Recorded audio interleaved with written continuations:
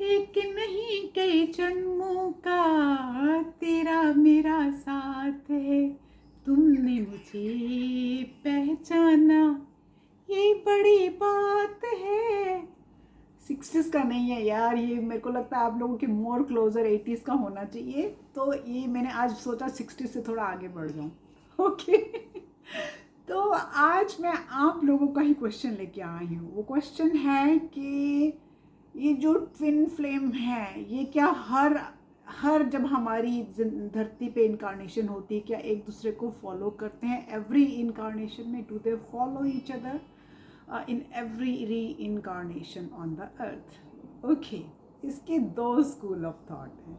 अब दो school of thought हैं कि एक एक थॉट जिसमें मैं बिलीव करती हूँ, उसमें बहुत से और भी लोग बिलीव करते हैं, मेरे टीचर्स भी, अदर लोग भी, कि ये जो रीइंकारनेशन धरती पे एज अ ट्विन आपका हुआ है, अपने ट्विन से मिले हैं, दैट्स मीन ये आपका लास्ट लाइफ इस अर्थ प्लैनेट पे थी। That's mean you are done with the earth this life. Tata good bye करके आप ऊपर चले जाएंगे। दूसरा स्कूल ऑफ थॉट, अब देखिए आपको कौन सा स्कूल ऑफ थॉट लेना। आप बिलीव सबका अपना अपना, मैं अपना बिलीव कभी किसी पे थोपती नहीं हूँ।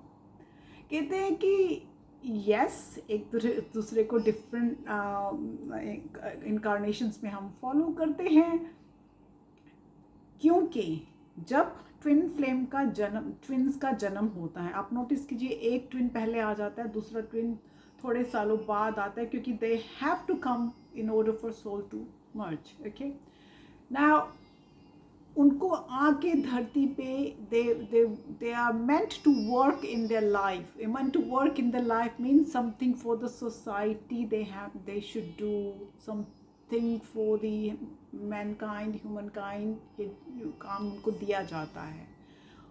और बहुत से ट्विन जो नहीं करते हैं, क्योंकि उनके सोशल चैलेंजेस होते हैं जो उनके जर्नी के पार्ट होते हैं, and something another happen between both of them, then they can't. जब ट्विन फ्लेम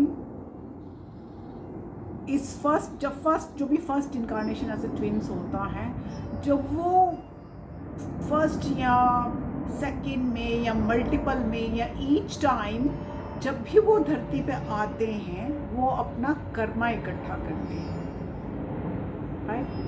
तो जब वो हम कर्मा इकट्ठा करते हैं, वो karma has to be balanced, right?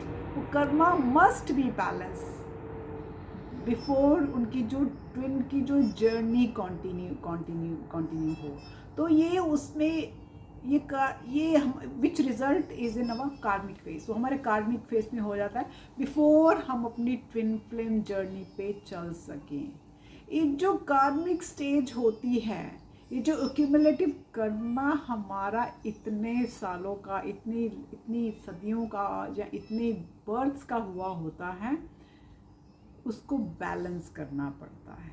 और ये कर्मा इस जो सिंपली है, ये दो बॉडीज़ के या दो लोगों के बीच में, ये दो बॉडीज़ के सोल के बीच में एग्री होके आया होता है। मीन्स अगर जैसे मैं अपने कार्मिक के साथ हूँ, तो हमारी सोल ने, जैसे हम ट्विन हैं, तो अगर हम एज अ ट्विन, मैंने कार्मिक के साथ अपना एग्री किया होगा कि मेरा कर्मा बैलेंस होना है, और उधर मेरे ट्विन ने अपने कार्मिक्स के साथ बैलेंस किया होगा कि कर्मा बैलेंस करना है।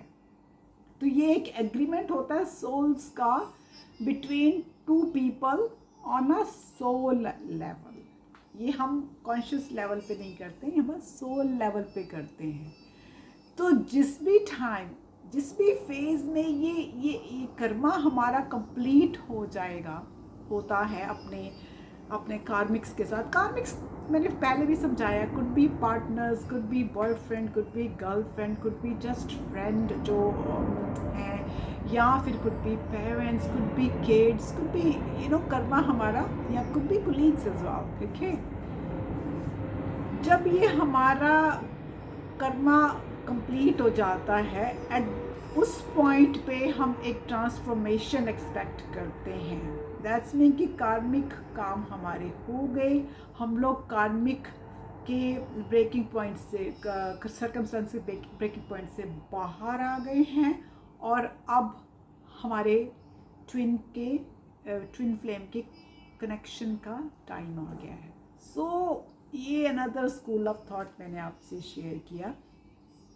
जो भी थॉट आपको ठीक लगता है, जो आपके मन को अंदर जाके सूट होता है, आप उसको एक्सेप्ट करिए प्लीज़। मेरे को है कि जब मैं अपनी सोल रीइंकार्नेशंस पे सब पे गई थी तो I have been with my twin many lifes, so it's not our first life together. तो मेरा अकॉर्डिंग टू मी जब ट्विन इकट्ठ आते हैं तो उनका ये लास्ट लाइफ होती है अर्थ पे, क्योंकि they have to go on ascension and do other bigger things in the other world. जो वर्ल्ड बहुत खूबसूरत है, बहुत सुंदर है, ठीक है।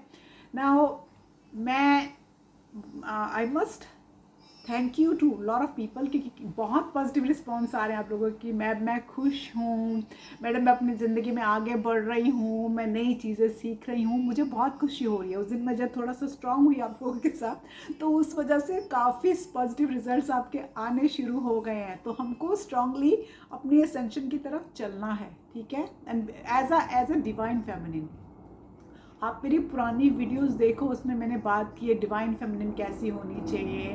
उसमें ये भी कहा है कि उसमें ये भी डिस्कस किया है कि ट्विन को पता है कि आप उसके ट्विन हो, फिर भी वो कार्मिक के साथ क्यों है, कितनी देर के लिए है, वो भी मैंने डिस्कस मोस्टली काफ़ी टॉपिक्स डिस्कस किए हैं, ठीक है। तो आप उनको टाइम टू टाइम देखिए, तो then you can again you know come up with the new sort of answer for yourself. अब इस जर्नी पे चले हैं तो थोड़ी, अगर जिन लोगों को पढ़ना पसंद है वो थोड़ी रीडिंग शुरू करिए, क्योंकि आप लोग अब डिटॉक्स से आगे बढ़ गए हैं। हमने अपने अंदर जाना इनर वर्क में शुरू कर दिया है। लास्ट टाइम मैंने इनर वर्क की बात की थी, तो आज मैं कहती हूँ इनर वर्क के साथ साथ अगर आपको पढ़ने का शौक़ है, पढ़ने का नहीं शौक़ है तो यूट्यूब पे भी कर सकते हैं। फर्स्ट बुक मैं बोलूँगी कि ये है एकार्ट टोले की the power of now. Okay, the power of now is a very good book. Power इसलिए गुड कह रही हूँ क्योंकि मोस्ट ऑफ अस, मैं इसका उसमें डिटेल दे दूँगी डिस्क्रिप्शन में। ज़्यादा से ज़्यादा हम लोग प्रेजेंट में नहीं रह पाते, हम पास्ट में रहते हैं, क्योंकि पास्ट में हमारे वो हमें वो दुख याद आते हैं कि क्या, किसने क्या दुख दिया, किसने क्या हर्ट किया, किससे क्या लेना देना, किससे क्या करना, तो हम वो सोचते हैं। फिर जब हम फ्यूचर के बारे में सोचते हैं तो हम ऑलरेडी एक आउटकम बना के बैठे हैं कि फ्यूचर में यार I will be very happy, I will be with this person, I will be enjoying my life. तो हम प्रेजेंट में तो जीते ही नहीं हैं।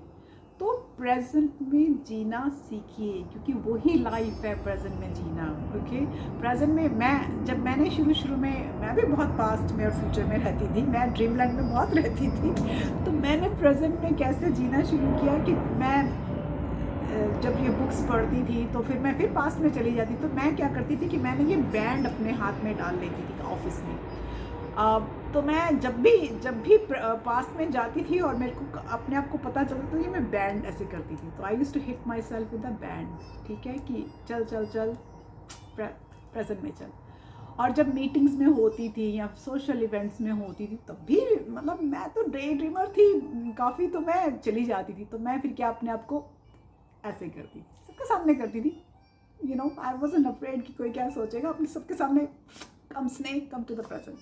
तो यही करती थी। तो आप भी देखिए आपके लिए क्या वर्क करता है प्रेजेंट में रहने के लिए।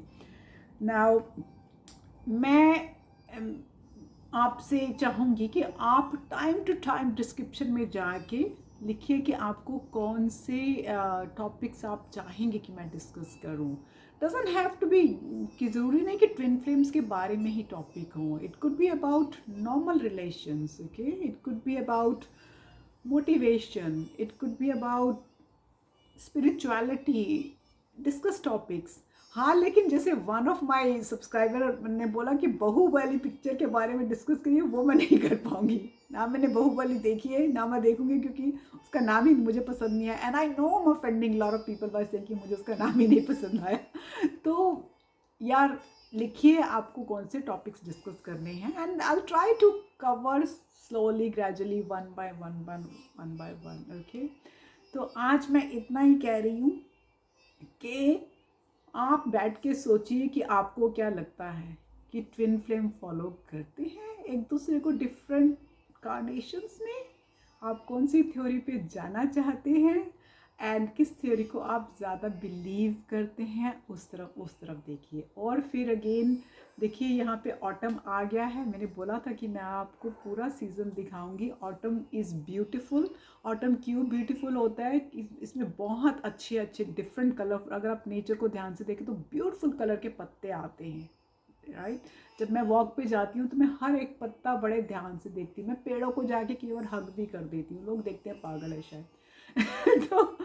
तो देखिए, और ऑटम का सबसे अच्छा आंसर क्या है कि स्प्रिंग आता है, ट्रांसफॉर्मेशन आती है, ओके।